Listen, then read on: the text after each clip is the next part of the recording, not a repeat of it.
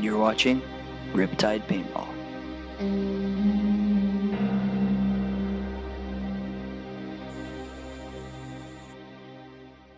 Alright, hey guys, it's the Hornet from Riptide Paintball, and today I have something very special here. This is a Hammer 7. I just got it in the mail 10 minutes ago, so I'm going to open it up.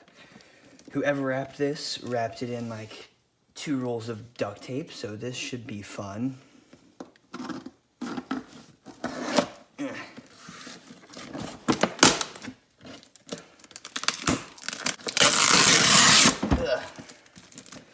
That did not work.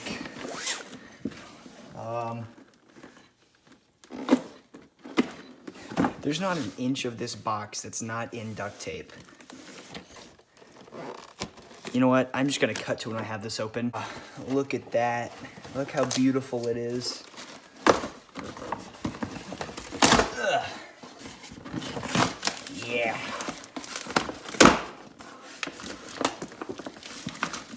Get it on.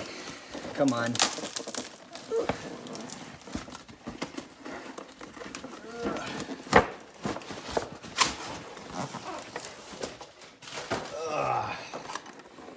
And here we go. Okay, there's a hole. I probably did that with my screwdriver when I stabbed the box. All right, so open this bad boy up. Excited.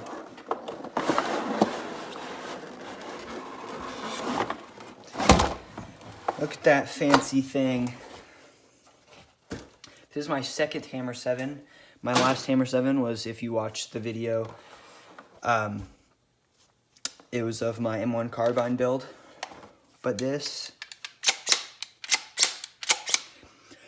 we've been waiting on this for a while. Very, very cool. All right. So if you guys have not seen the Hammer 7 before, essentially this is an old discontinued gun that's not on the market anymore. They're super hard to find, and when you do find one, they're usually way overpriced. And the reason for this is because they are just so small, and here, let me just show you. They're so thin, and they are just so customizable and simple that you can customize them to be put in stocks or make shotguns out of them, snipers, like the M1 carbine build, for example, that I have started. You can watch that video. It'll be in the link in the description if you want to see that build, and then at the end of the video it'll pop up. But anyway, another reason is because it is first strike capable. It is a pump mag fed. I'm not sure why they would ever discontinue these, but they did for some reason, and it was a serious bummer. But this guide rod right here is to change the velocity. Essentially what you do is stick the rod down the barrel, twist it out, and then that'll change the velocity. I'm not going to do it, but all right. Now, what I'm thinking of doing with this Hammer 7 is making a shotgun build. I have an outline sketch of it somewhere, but yeah, so that should be fun. I'm going to put it with a Magpul 22 shotgun pump handle and just a bunch of other things that I'll do a video on soon. All right, so let me just pop this bad boy out of here. All right. This is a Hammer 7 in its final form.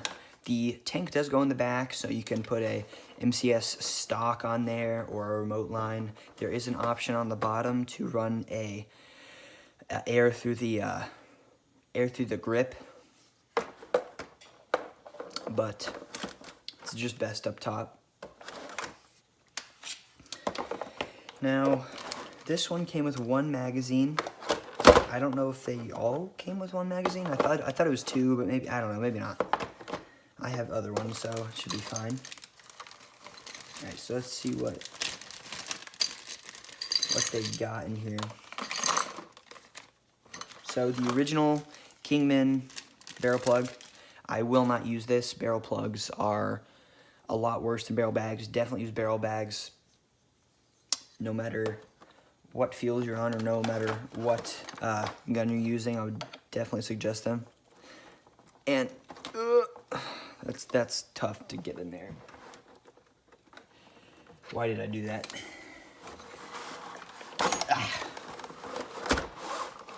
There we go. So, magazines are super cool. Some people pair them with the Didam Magwell. I may do that, may not. I don't really need to, but... So how you load these magazines, push the spring all the way down with this little tab, load the paintballs in. When you put the magazine in the marker, flip up this switch, and the paintballs are pushed up in the marker. It does come with a hopper feed neck adapter, which goes right here. These two screws will be unscrewed, and then this will just be put over the top, and use the seam screws to screw it down into the marker.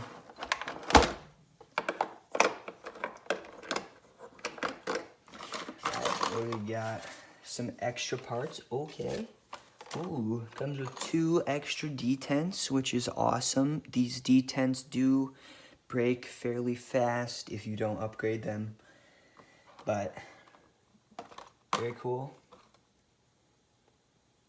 Alright. See what else. Some extra O-rings, extra screws. These 2 screws so this long screw will sit here up in the front. This short screw, wait, actually, hold on.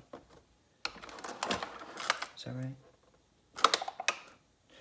Okay, so actually, just kidding. The short screw will go up here in the front. The long screw will go in the back. And then there is, oh shoot, this screw right here, which I don't know why they only give me 1. It's for the grip, in case I guess you lose one. We got this bad boy right here. Oh, this bad boy right here. What this does is it holds in the A5 barrel threads, which is another amazing part about this marker. I'll just kind of take it apart here for you to show you what I'm talking about. Essentially what it did is it let you change out your threads. So I could change this gun to spider threads A5 threads from spider threads. Slides off just like that. Got the spring. I will tell you that this barrel right off of the factory is really good. It works great. All right, so what I'm talking about is the threads inside of here. This part that's sticking out a little bit can be taken out and replaced with a different one, which is amazing. And then this screw is you take that out and then it pops right out. Again, something that should be done with pretty much every gun. That would be amazing.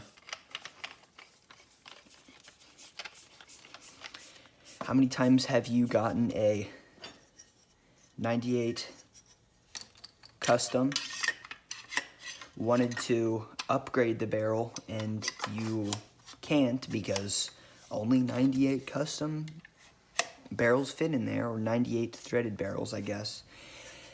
And I have yet to find a good 98 threaded barrel.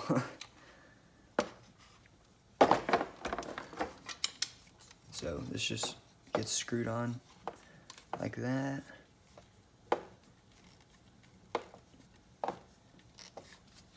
Same thing with the other side. And if you were wondering, the people out there that make it bolt action, or like I did, essentially what they did was they took off the pump handle, took out these screws, replaced it with a longer bolt action screw, which just allows you to cock it back and forth. Alright, so that's pretty much it. I'm going to be starting the shotgun build right now. I will make a video on that, and the M1 Carbine Part 2 video will be posted sometime this week too. So stay tuned, please subscribe for all of this content. Like I said in a previous video, if we hit 500 subscribers, I will give a Hammer 7 away. All of this will be given away. So make sure to subscribe and stay tuned for all of our upcoming videos. Thank you guys so much for watching. We'll see you out there. Keep fighting.